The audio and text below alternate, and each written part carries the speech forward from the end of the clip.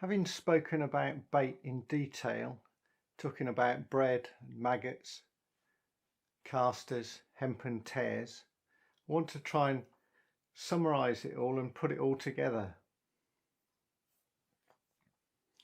Over the course of a year, I use different baits for different waters in different seasons. There's a still water local to me that I fish, and I just fish maggots on that water. I don't need a lot of bait, maybe half a pint for a 3-hour session. Feed fairly regularly, catch good fish on the drop, some on the bottom.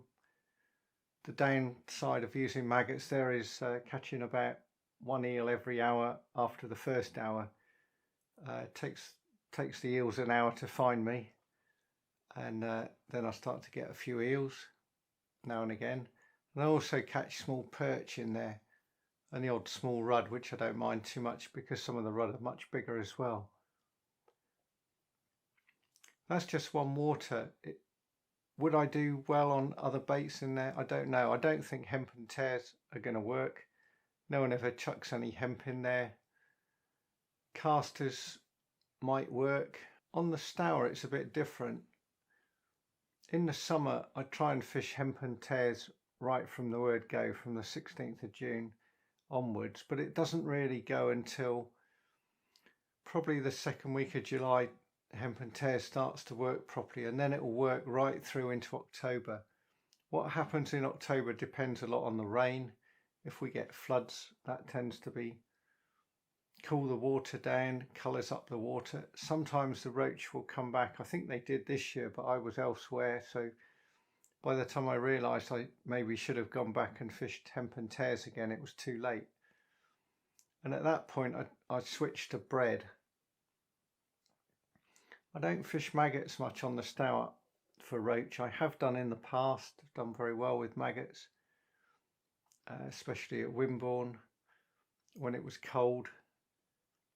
Maggots can attract small fish. You'll get more dace on maggots, and some stretches seem to be fished hard with maggots. Just above Throop, for instance, a lot of people fish maggots right through the winter there, as well as bread. So that's one to think about there. Through the winter then, I'm on bread basically right through till March the 14th on the Stour with ground bait. And I don't use liquidized bread on the Stour for roach. I do use it for chub on the upper river, where it's fairly shallow, fishing 4 or 5 foot of water, sometimes only 2 foot of water, trying to get chub and only chub. And as a chub bait, liquidized bread is very good because it will attract chub from way down river, 40, 50, 60 yards. You can really long trot on 1 or 2 stretches and the chub will come up to it. With roach, they're much more localized. You want to catch them in your swim, which is sort of within 10 or 15 yards or so, maybe 20 yards. And having a bait that heads off down river that far isn't what you want. You want something that goes down there and attracts them and holds them. So for roach, it's that gross gardon mixed up with brown crumb every time for me. On the Avon, I haven't really sussed out the best bait for me on the Avon. Last summer I fished the Avon more than I've done for quite a few years, and I did give hempen tares a go, and I caught a few nice roach, not very many. I don't think it was the time of year to catch a lot of roach, and I'm not sure I was in the right swims, but it did work.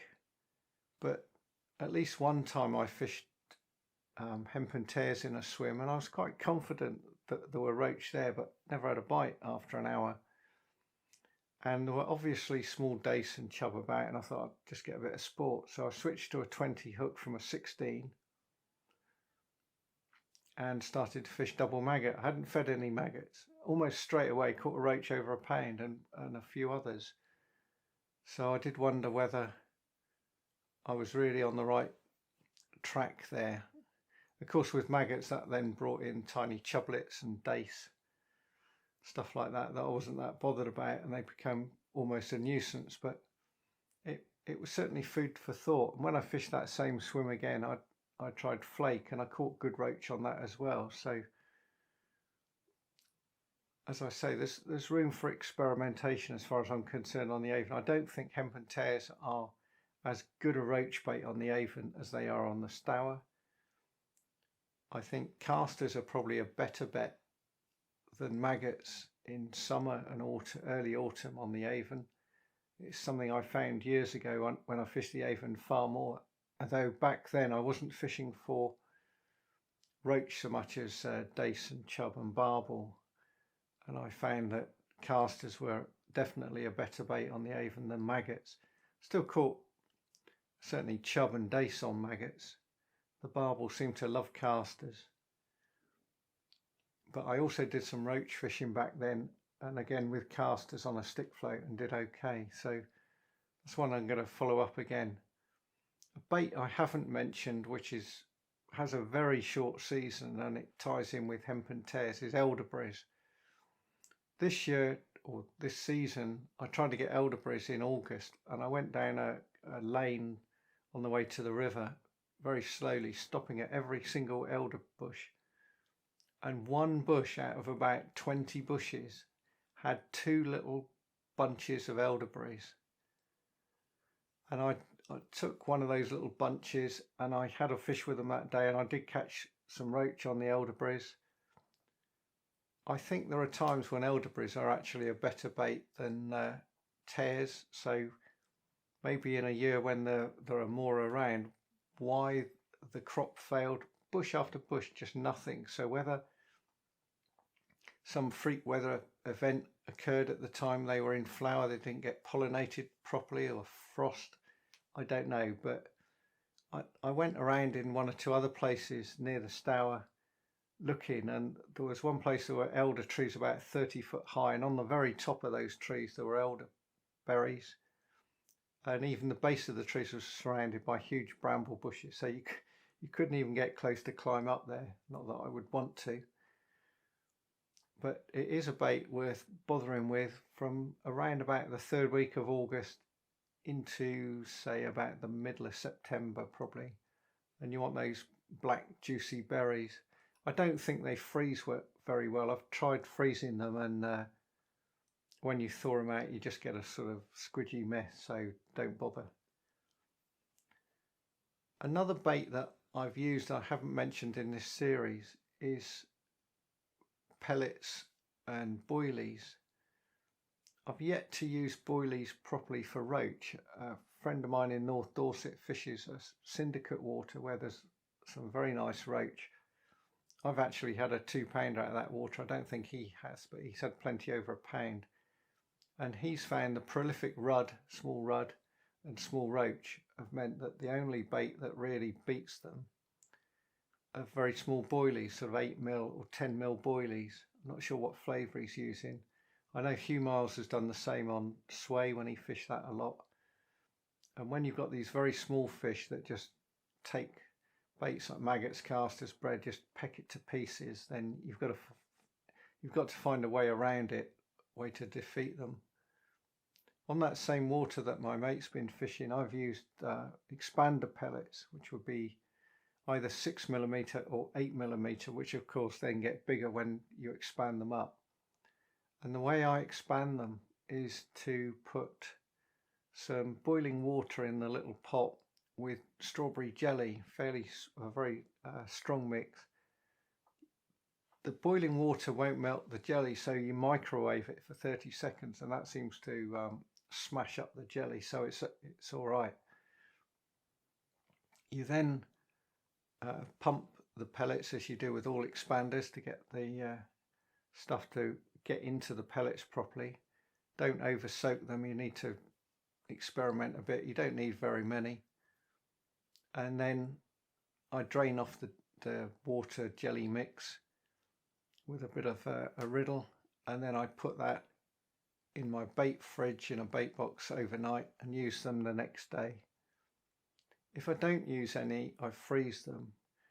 If you try to keep jellified expanders in a fridge, you'll find that the jelly mix is a fantastic medium for growing fungi. If you want to grow your own penicillin, that's probably the stuff to do it with. So if you haven't used them, freeze them and then thaw them out. They thaw out fairly quickly. Don't microwave them when you thaw them, because it will just blow the jelly to bits, which won't then set again, so you're back to just soggy pellets.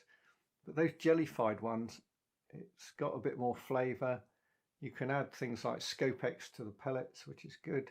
You can add food colorants to make them red. Make them red, although they're a sort of light brown colour.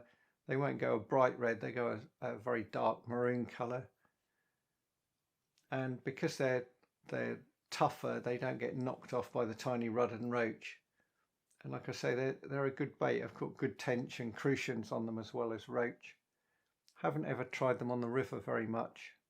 I think they would work, and people do use pellets, and there are hookable pellets that people are using on the Stour, doing quite well with those. People tell me what they are and then I forget and never get around to getting any, but I know people have done well on the lower Stour with these hookable pellets. They're quite expensive, around about £3 a pot. My expander ones, I've got one bag that probably cost about £3 12 years ago. I'm still using the same bag. I can't even tell. I think they're Preston ones, Sonia baits, and they don't seem to go off. They're, as long as they're stored dry, they're fine. And you can feed ordinary feed pellets, sort of 4mm or 6mm. Probably recommend 4mm feed pellets. I use the sort of carp friendly ones rather than the halibut ones for roach. So definitely something to think about with your roach fishing. They won't work everywhere, but they can work on some bits. So think of roach baits as a palette. There's no magic bait. I've caught big roach on all the baits I've mentioned. Far more big roach on maggots and bread than anything else, but it doesn't mean that the other baits are no good. Hemp and tares are still a favourite bait for me in the summer because they're so simple to use. Lots of people have suggested ways of hair rigging hemp and piercing them with pins and needles and hooking them on like that, so I can continue to use hemp on the hook instead of tares. So thanks for all the advice. I do find using tares when they're cooked properly is so fast. There's no messing around with needles and all the rest of it, and I can have caught a fish by the time someone's finished hooking on a grain of hemp with a needle and all the rest of it. So I'm not that bothered with following it up. But come the summer, I may have a play with sorting out some hemp that's hair rigged. See how I get on with that. Please click like and subscribe. That's cheerio for now. Soon be another one along. And hopefully we can get back out on the bank properly before too long.